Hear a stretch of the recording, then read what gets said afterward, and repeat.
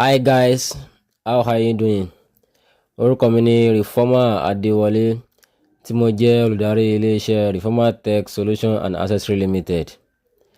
Èmi ni mo ṣe àkójọpọ̀ àwọn kọ́ọ̀sì yìí láti ṣàlàyé rẹ̀ fún wa ní èdè abínibí wa tí a fi lè yé wa yékéyéké.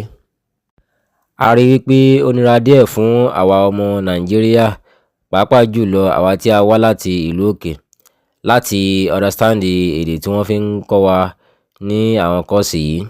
So ìdí nìyí tí a fi gbé kọ́ọ̀sì yìí dìde kí ó lè yé wa yékéyéké. Partner mi ni Mr. Saint tí ẹ rí ní ẹ̀gbẹ́ mi yìí.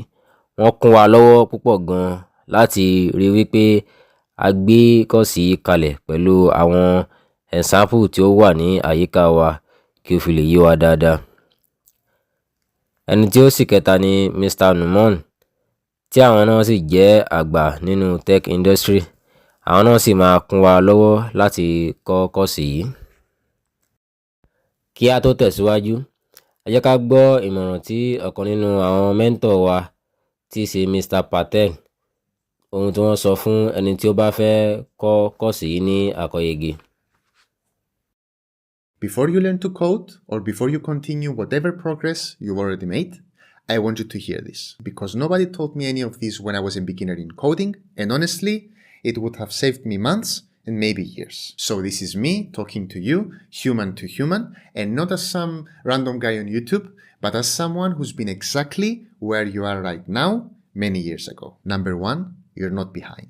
You're just early in the journey. I know it feels like everyone else is ahead of you, or that you might have doubts that this coding thing might not be for you. People online building 10 applications a week, pushing AI projects, talking about frameworks you've never even heard of. But listen, every single developer you admire or you wish you could code like them started exactly where you are. And there's something really powerful about accepting this. You're not behind. You're just at the messy beginning. Beginnings feel slow. Beginnings feel confusing. Beginnings feel like you're walking through fog, and that's normal. When I started learning to code, I literally thought I was too slow and too dumb to ever get good.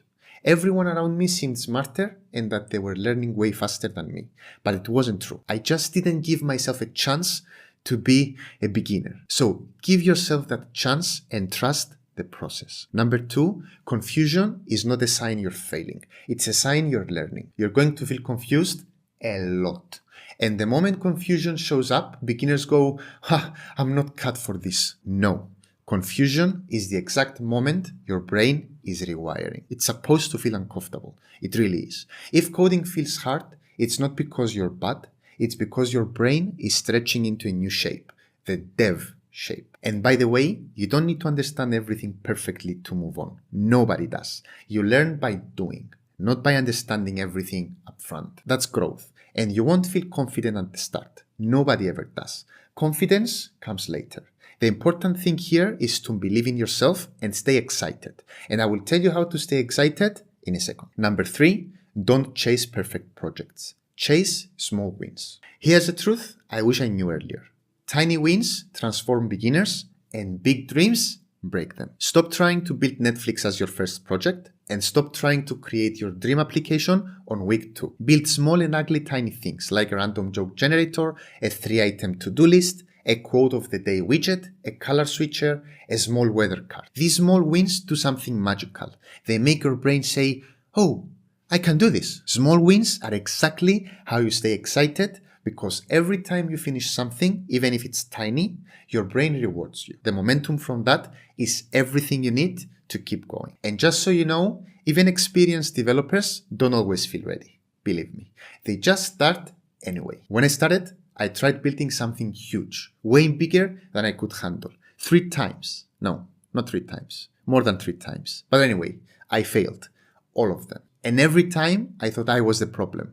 The truth was that I wasn't. My expectations were. So, small wins are better than perfect projects that will never finish. Every time. Number 4.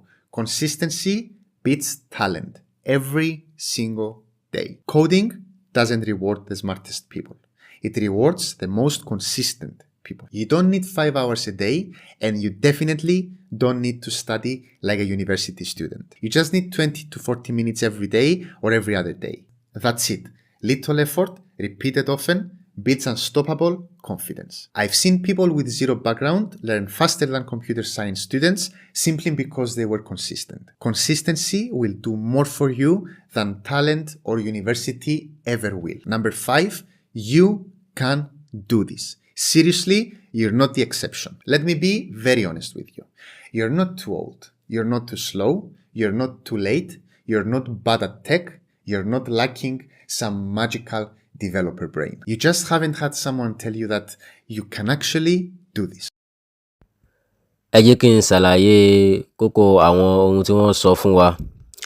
Àkọ́kọ́, wọ́n ní kí ẹ má rò pé àbí ẹ ti pẹ́ kí ẹ tó bẹ̀rẹ̀. Wọ́n ní rárá o, pé ẹ má rò pé gbogbo àwọn èèyàn ti pọ̀ tí wọ́n ti ṣáájú, pé kò dẹ̀ rí bẹ́ẹ̀ rárá. Nítorí àwọn náà ti wà ní ipò ìbẹ̀rẹ̀ báyìí rí. Pé gbogbo àwọn tí ẹ̀ ń rí ní online tí wọ́n ń code yẹn náà, wọ́n bẹ̀rẹ̀ láti àìmọ̀ṣe náà ni. Wọ́n ní kí a má kánjú pé kí a rí pé a lo ipò ìbẹ̀rẹ̀ wa dáadáa. Pé ó ṣẹlẹ̀ sí àwọn náà bíi kí àwọn ti parí ní ọjọ́ tí àwọn bẹ̀rẹ̀ ni, pé ṣùgbọ́n kò rí bẹ́ẹ̀ rárá. Wọ́n ní ó máa dàbí pé gbogbo àwọn tí ó wà ní ẹ̀gbẹ́ àwọn mọ̀ ṣe ju àwọn lọ. Pé ṣùgbọ́n kò rí bẹ́ẹ̀ rárá. Wọ́n ní àwọn rí pé àwọn ò fún ara wọn ní àyè láti wà ní ipò ẹni tí ó ṣẹ̀ṣẹ̀ bẹ̀rẹ̀ ni. Wọ́n ní kí a rí pé a fi ara wa sí ipò ìbẹ̀rẹ̀, kí a sì trust ojú ọ̀nà tí a bá ń gbà.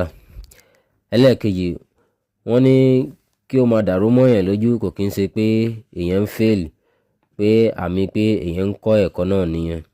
Pé tí ó bá ti ń dàrú mọ́yàn lójú, ọ̀pọ̀ nínú àwọn beginner, àwọn tí ó bá ṣẹ̀ṣẹ̀ fẹ́ bẹ̀rẹ̀ máa ń sọ pé kò kí ń ṣe ọ̀nà àwọn ò lè mọ̀ tí kò sì rí bẹ́ẹ̀ rárá.